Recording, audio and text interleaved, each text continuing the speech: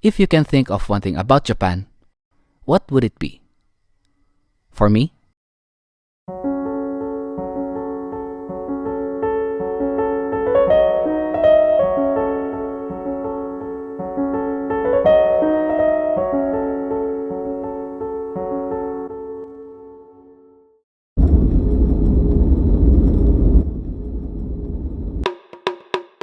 now I'm back to film these wonderful gentle creatures, also known as the swimming jewels, and share to you my journey.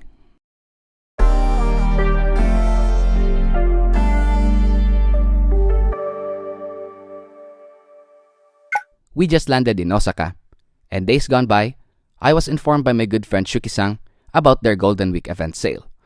I grabbed the opportunity and went immediately to Nagoya to show you guys what to expect on this type of event. We then chose to ride a bullet train. Maybe it could save us some time.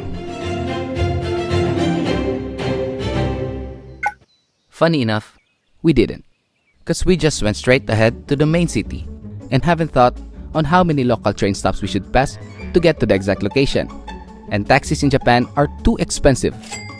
We left no choice but to get to the nearest bus stop and walk for about 1.5 kilometers to Narita Koi Farm. But hey, it's part of the journey, right? Passing by on this bridge, Misato noticed something lurking in the water. I believe this is the variety called magoi. This legendary fish is the start and the reason for what we have on our pond right now. Despite what we went through, I felt grateful that I got to see the natural habitat of a carp. At last we have arrived. First things first, I went to Shuki-san and greeted him. He then showed me the kois that was put on sale. He told me that it's a shame that I went on the second day, because almost half of the stocks are already sold and brought home. But let's make the most of what is left and we'll see. At first glance, I was surprised how cheap the kois are with this quality. Just like this showa, strong head, great skin, decent body, and a menkaburi sandan moyo. With this price, I think it's a great deal. And there are still a lot of kois to choose from, even though it's the second day. To show you what I mean, let's take a look around together.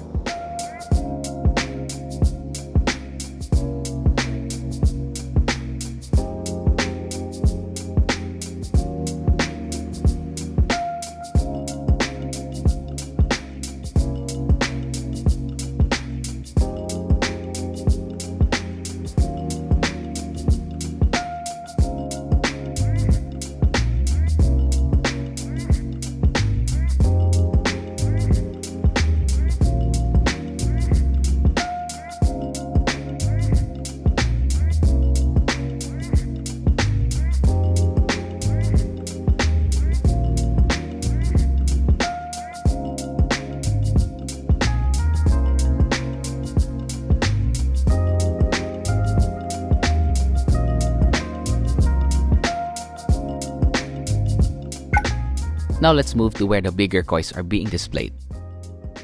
These kois are from the Sakai Fish Farm. I'm like a kid in a candy store, overwhelmed by the choices, as there is so many to look at. I couldn't contain my excitement. Because of the bargain prices, I really wanted to buy some of them, but I couldn't, because it would be very hard to bring them home to the Philippines. But who knows, maybe at the right time. In case you're wondering, why the kois that are sold in our country is expensive? Because koi dealers have to spend a lot of money just to ship the fishes to which country they sell.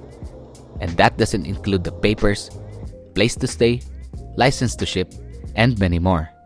That is why I have huge respect for their dedication on keeping the hobby growing.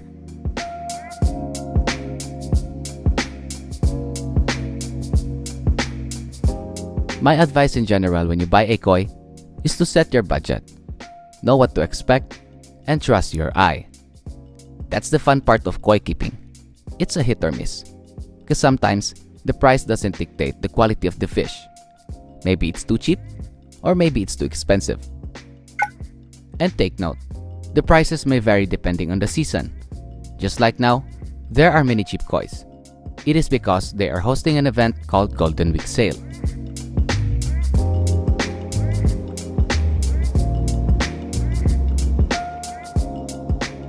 Hours gone by, buyers have arrived, and kois are being transferred to the sold area and ready to be shipped to their new home.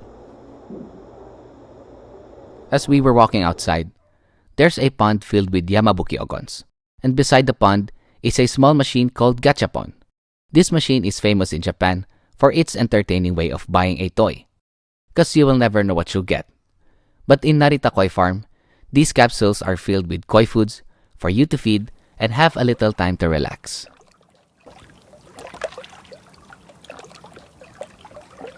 While feeding the kois, I noticed some water splashing on the other end of the facility. We went closer and introduced ourselves to Shuki-san's younger brother Taiki and his friend. If you told me that this is the cleanest koi facility in the world, I wouldn't be surprised, as you really see how much care they put into cleaning and maintaining everything. And while we're talking, their mom came by, and surprisingly, she invited us to one of their private greenhouse, and Shuki-san with his coworkers are there taking pictures of the special jamboto size. And wow, the quality of these kois are so high. One look at them and you can immediately tell the potential and how high their chances of being more beautiful in the future. He told me that these kois are the special selection of his father. Ryuki Narita is known to have a sharp eye and a great vision when it comes to predicting a koi that will flourish and win big prizes.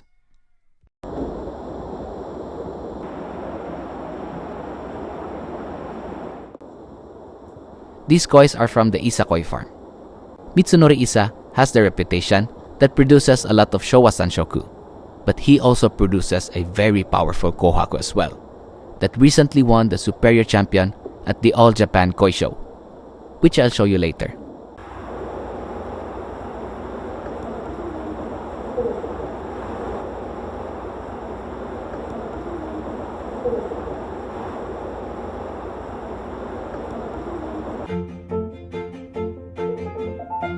We were also talking about competing a koi, especially for young koi shows. Sometimes, he prefers a male koi as they have more refined and vibrant skin. Unlike females, mostly they bloom on their 5th year but stand out for big size categories. And by the way, this is the kohaku bred by Isa Koi Farm.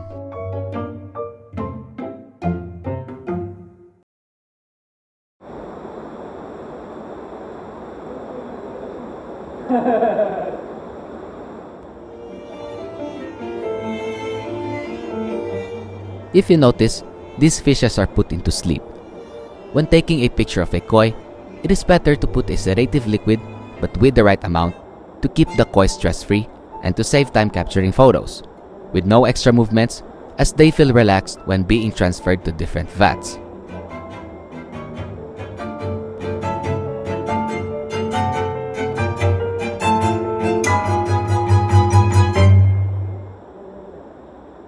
This is a big greenhouse, and there are about 20 ponds lined up.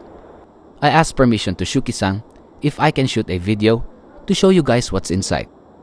He said yes. This is where they put some of their highest level of sansai koi. Take a look.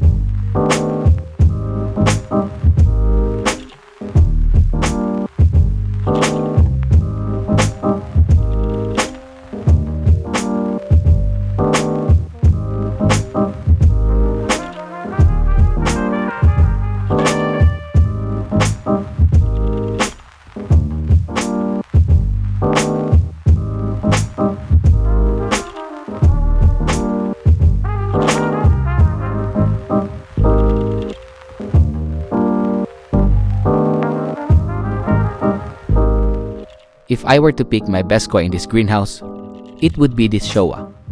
This koi has all the package you want with an outstanding skin. It really is a world-class level.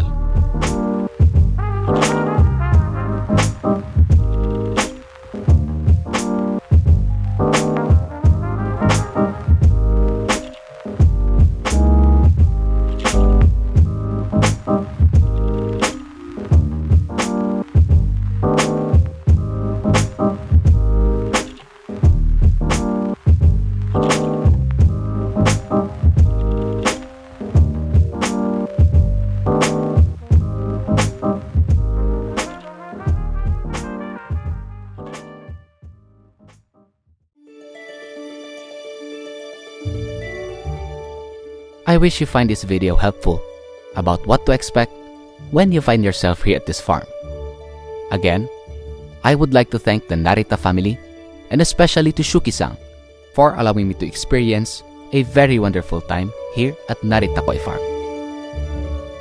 If I have the ability to catch a moment in a bottle, this will definitely be one of them.